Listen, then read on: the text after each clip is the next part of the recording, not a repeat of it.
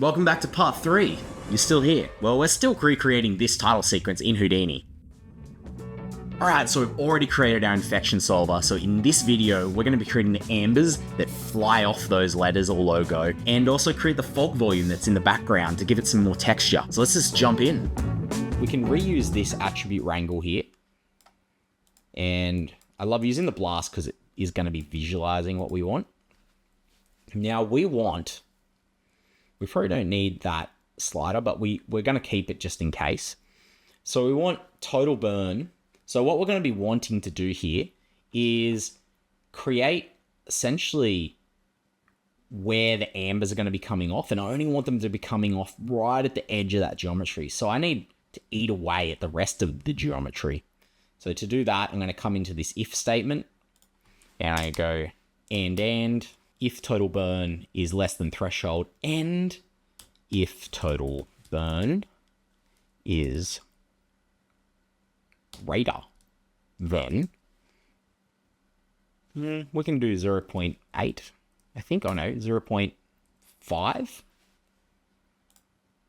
And that's just going to give us that little nice ring. So the 10% distance is kind of what's giving us our eating away. And that's probably enough. We could probably go 4 if we really wanted. Yeah, sure. Let's do that. But we now want that group to rather be called burn to be called emit. And that's just going to remove our blast because it's not that. But blast is really only a visualizer. Oh no, in fact, so that's going to make that blast not work. So let's just go back to emit. Let's get rid of burn. And then we're going to like scatter some points on that. So let's do just that. Pyro source. And that's just going to give us a heap of points. And you're going to see, actually, I can really illustrate the difference between a scatter and a pyro source here. Let's go scatter. Let's actually do like 10,000. So there's a lot of points going on. And now the scatter's kind of like random. As it moves, the points are shifting because the geometry, the source geometry is changing. But pyro source, it's kind of staying the same. Just the only difference is there seems to be points moving. So I find pyro source to be a little bit more stable in that sense. Okay, and we don't need any more points than what's already here. But now what we're going to do is add a pop network. I'm going to bring these over here a little bit. And the pop net, it's going to create some particles from that geometry we just gave it. So we're going to come into the source. We're going to go source group is going to be called emit. And we will soon start to see something, but I believe it's just going to be points. Yeah, we're getting some points coming off our geometry now. It's pretty exciting. Now, I don't really need to see the guide, but I do have a need to see the points. So let's go to birth. And I don't want that many points. I maybe want, I don't know, 200? Oh, maybe even less. Maybe like 20. There's not that many points on our reference. Actually, that's even feeling like way too much. No, I'm feeling that. Let's go 30. Now we need those particles firstly to be doing something. And we're going to go, instead of inherent velocity, is set velocity. And I'm just going to change these quickly to 0. And this to about 0.6 on the Z. And that's just going to mean our particles are going to shoot out from our geometry. Cool, right? But they're just shooting out. Particles don't really shoot out. They kind of move up. And these ones are just shooting out in the Z with no variance as well. So they don't always come out of our geometry even. So I'm going to put some 0.25 on our variance and come back. Yeah, we're going to see they're coming out in some a little bit different directions. So maybe I might even like pump this up to 0.5, 0.5. Oh yeah, now we're getting some... This is feeling a little bit more like embers. There is a few things that I do want to add in here though now, and that is some pop wind that I'm just going to plug in here. And that did connect. Awesome. And I'm going to put the wind belt up on the Y because they're going to be using that heat to kind of go up. That's looking cool. But I do want a little bit of turbulence to those. A little bit of noise just to break them up. Make them feel a little bit more organic. It's not really doing much, so maybe I need to go to 3. This is where you can just play around and really art direct what your particles... Yeah, that might be a little bit too much. I can go 2. Then maybe swirl size 2. Let's... Well, not 23, just 2.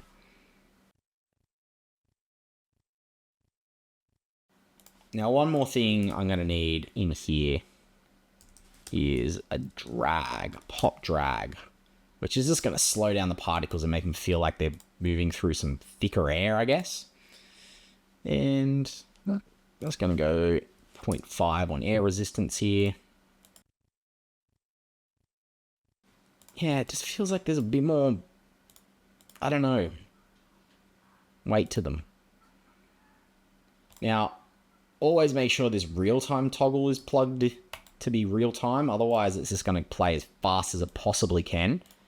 And we don't want that. We want actually trying to play this in real-time. You know what? That velocity might even be a bit too much, to the point that I might need to bring this down to 0.4.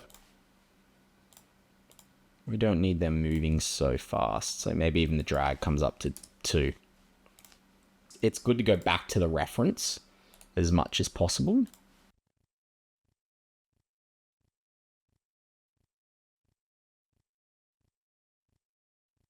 Oh, they come off quick, but then they slow down. Let me say that again. Notice? They come off really fast, but then they slow down in the air. I guess the energy. All right, that's good to know. This is why you should always be checking those references. So maybe I'm going to pump that up to 1. And that resistance maybe. Maybe that pop wind is... I don't know, maybe that's just a 1. Let's see. This is probably where I need a faster computer to be able to see all this stuff. Okay. Yep. I think what I'm going to do here is maybe go 2 with a 0.5 variance and then up the air resistance a bit. So I want them shooting out. Let's see. Okay, and maybe we don't want them just shooting out on that angle. Maybe I want them to be about 1 on this. And maybe 1 here.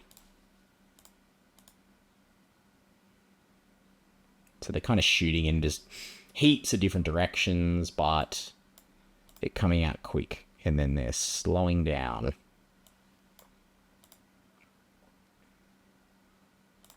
Cool. Alright, I think I'm pretty happy with that. One thing we're going to need to do that, if you're familiar with particular in, like trapcode particular in After Effects, is we have kind of like an opacity over life. And to achieve that effect in Houdini, we're going to need to generate that. So if I come into the pop network and go geometry spreadsheet, I'm going to have to go pop object. In here, I always forget. Oh, that's right. I just have to create a null to be able to see everything. Now, you're going to see a couple things in here.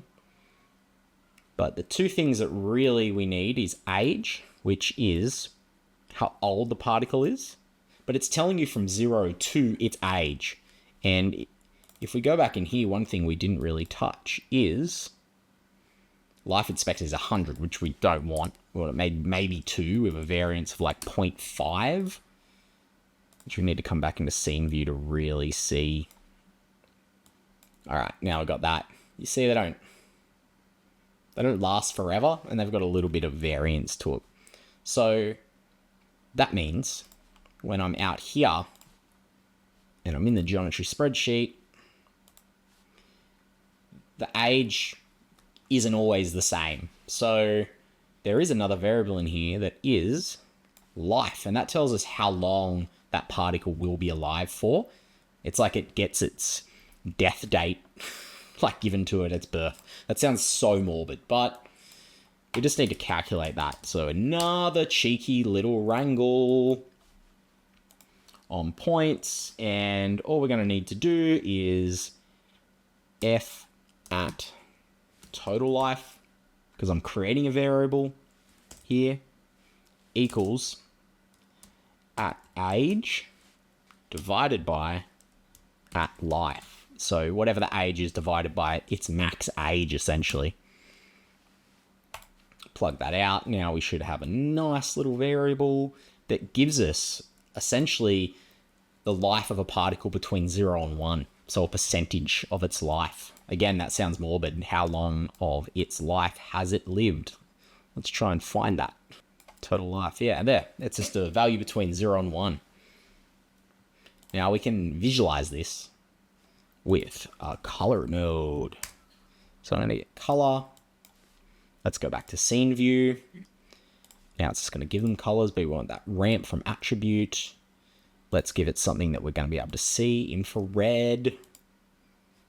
Maybe we can't see infrared too easily because it's between those two, but we want it to be total life. And let's see. Now we might need to go to color. There we go. Now we're seeing it. So it starts off blue and then eventually it goes to red. And that's just telling us our total life just in the form of a color. Now we don't need it in a form of a color. We just need it in a value between 0 and 1, which we can just keep there. That's just a visualizer. All right, so the next step, these are just points, and we probably don't want them to be just points. So let's put some geometry on them. But before we do that, let's give it a clean, because there's a lot of crap that comes out of the pop network that we don't want. And remember that point trick, degenerate primitives and unused points. Let's bring them all back. To remove attributes and remove groups, we want to keep total life, that one we created. Maybe we want to keep, I don't know, ID.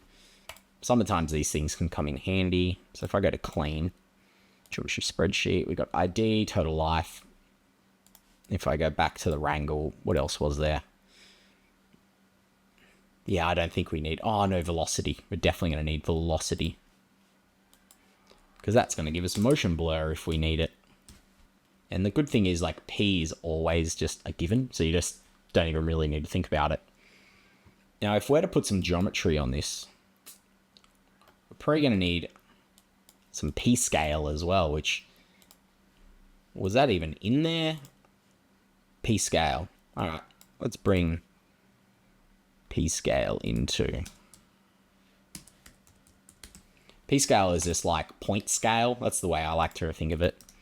Now, if we go copy to points here, geometry to copy and the points to copy. So that's our points.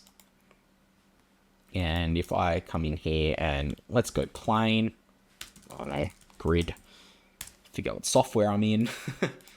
What would that grid to be like? Oh man, like 0.1, 0.1. Like we want it to be tiny, man. We're going to bring that into our copy to points. And you're going to see it there. That's kind of cool. We've got some things on it. But they're all just squares, hey. We probably don't want them to be just squares. So let's mountain node that. Let's come down here.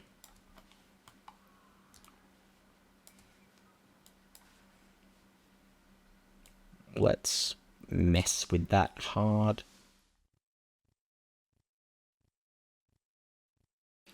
Okay, so we've copied these bits of paper, I guess. And I'm just going to change the plane that they're on because I need to.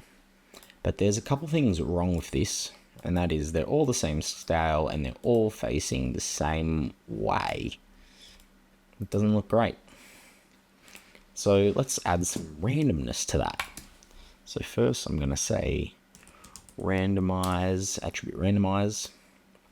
It's going to put it to CD. I'm going to put it to P scale. And it's going to make them massive. And I don't want to set value.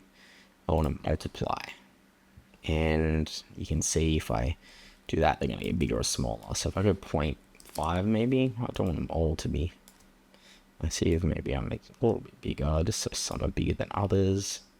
And you're going to notice something in a second. And maybe you're going to notice that if I go set value, it's a little big, you're going to notice the glitch around. And that's because on a geometry spreadsheet, the point number ID here is changing. The as you can see, the ID that they're given has changed. So the 0.0 has died. And so now ID 0 here is now ID 1. So how to fix that is in the point scale, we come to options and we go seed attribute ID. And that's just going to tell Houdini that this is the source of truth for what ID the points are. And now if I go back to scene view, you're going to see that they're all working. And I don't like what angle they're on, so let's see what's going on. This one. I also don't like what's happening to them. It may be 0.1. Whoa, what's going on? Alright, let's just put them in the normal plane so they work. Maybe we want to do an alligator noise. 0.1. We don't want too much happening to them. Maybe this grid, maybe it needs to be like 25 by 25, so we have a bit more geometry to work with. Maybe this needs to be 07. I'm going to go copy the points here. And yeah, they all kind of look funky. 0.05. Maybe 05 here. Okay, and they got a bit of something going on. Let's see if we like one. I would say they're all going to be the same, but they're going to be that small that I don't think it's going to matter. So 0.1, 0.2. See? I don't like that noise. It's supposed to look like that. Actually looks alright. Now they look like flying bits of paper right now because they are massive. We don't want them to be massive.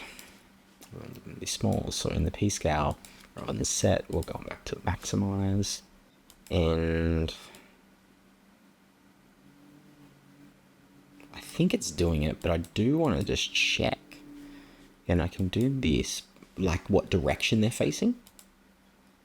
Whoa, that's not what I wanted. I was hoping to get some normals off of this, but I'm going to do a little test here. I'm going to bring in our angle, because we don't have normals, but what we do have is velocity direction.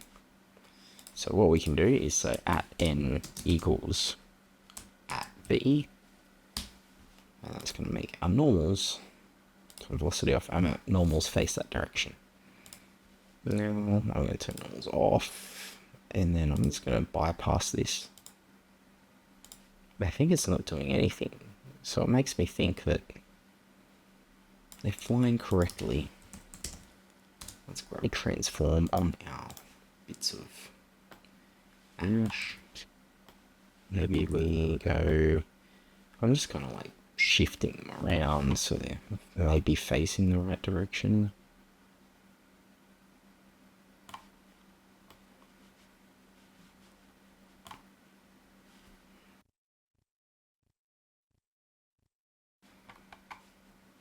Which makes me think they're already too big.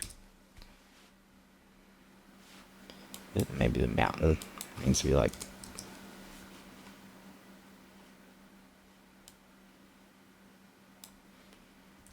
Didn't work.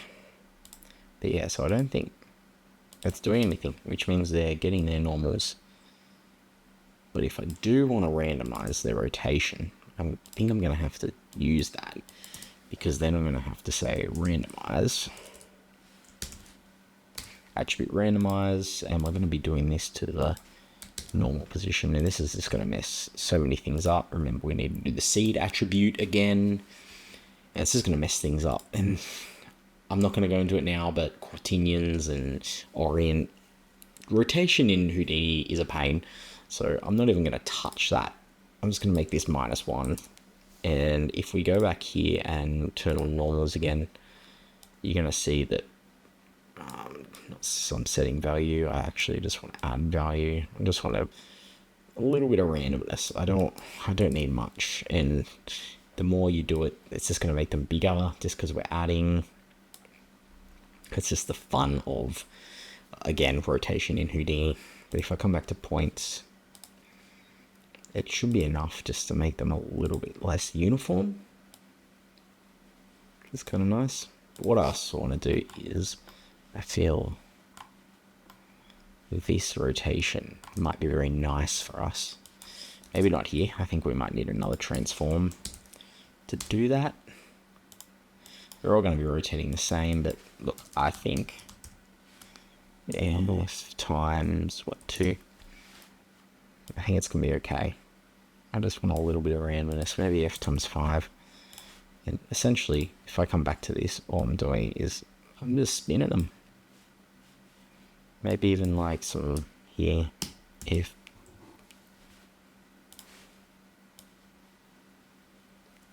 just a bit going on.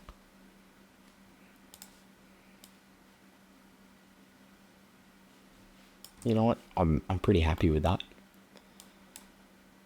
So we can come back here and let's see what we've got. I believe we cleaned that, and if I come back here, we shouldn't have anything really extra, which is kind of cool. Let's feed that guy back in, change him now to amber out. Okay, just looking at these ambers now, I'm just feeling like they're probably too big. Let's have a look.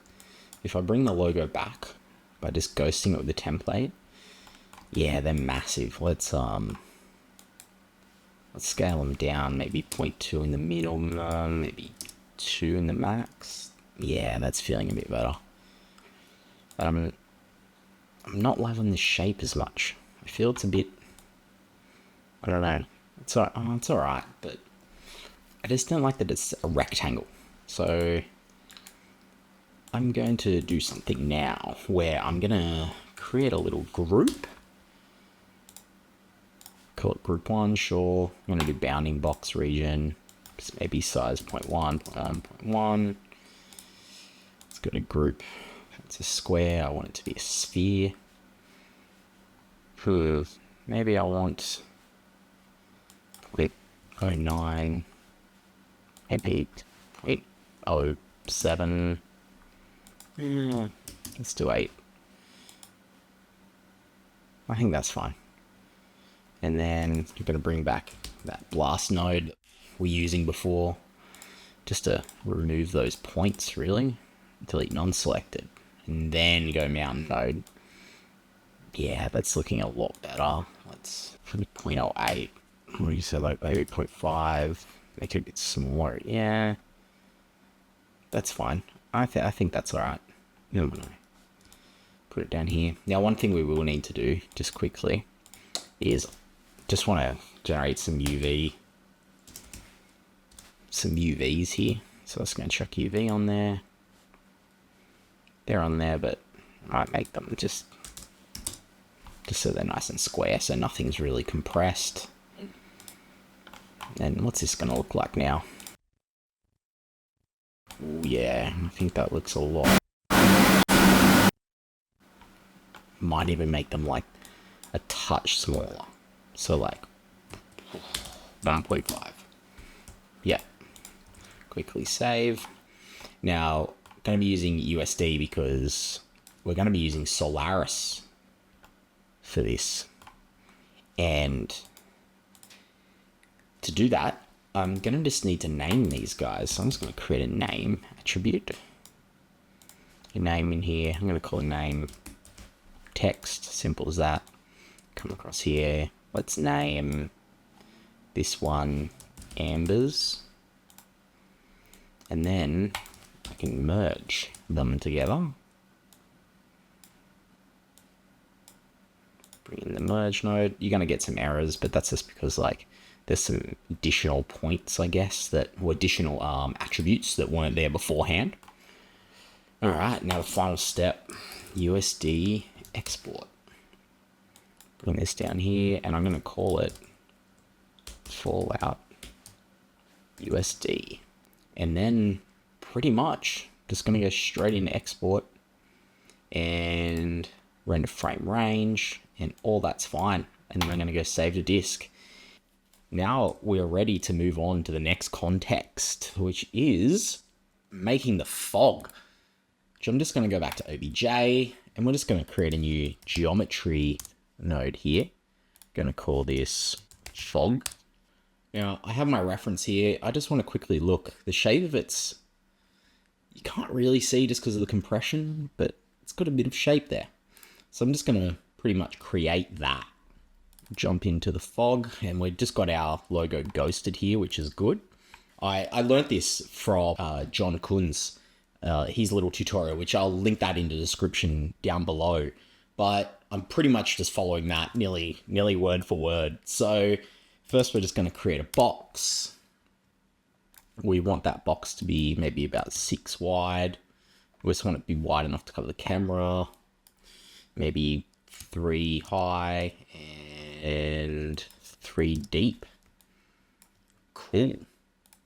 And then I might just shift that guy back a bit. So let's transform.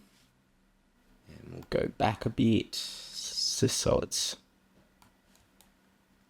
behind our text a little bit. Now we're going to go create a volume, which is just going to turn that into volume. And I want the initial value to be 1, and I need the name to be density. Cool. And I also want this max axis to be by size, and I want the size to be about 0.05, maybe more, maybe like 3. Cool. And now we move on. We create a volume VOP. And this is where sort of the magic happens for the fog. So we'll just open that up. Let's go into it. And now I'm going to breeze through this pretty quickly, but we want a relative bounding box, which is the box that we have, which is input 1. And we also want to chuck the P into it as well. That sounds gross. Now let's make some turbulent noise. I'm just going to cut that guy. Let's go position. And we're going to, yeah, alligator noise is good. I'm just going to do that. We're just going to see some nice fun noise there. Now we're going to just add those two together. Pretty straightforward. Now that's just going to be putting some noise into our bounding box volume.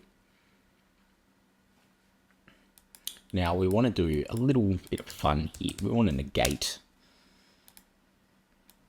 And then we also want to go vector to float.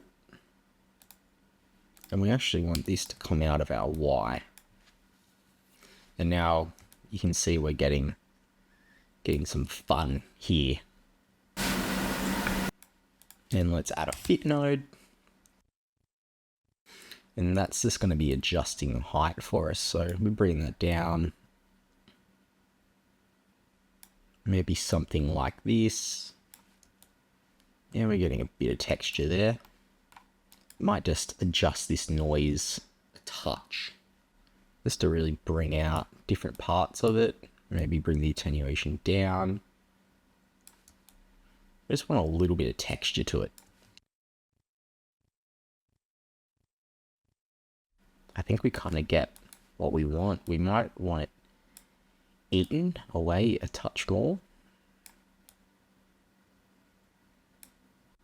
And then I can sort of play with the offset. I can also bring the frequency down, up with this noise, the amplitude, maybe 1.1, and then offset just to maybe get a different sort of shape. Yeah, I like that. That's just giving us a nice little fog behind. Alright, now we can jump out of that and we can go, well, we need to convert to VDB, because when we get into Solaris doesn't really support volumes, especially with Octane. And I had this fun so much over the last couple of days trying to figure out how to get that to work, but I figured it out. So convert to VDB, and then we want to name it because we're going to be exporting this guy out. And I'm going to turn this into fog volume. Cool. And then we're going to drop down an output geometry rot. And this is just going to give us it's just going to convert it to a VDB file that we can then use in Solaris. And because it's a still, there's no movement to this fog. It's going to be super easy to do. So I'm going to change that to, instead of .bgeo, to VDB. I'm going to name it just fog volume VDB. And, well, that needs to be dot. And then we can just export that out. And then we're definitely ready to get on to the next step, which is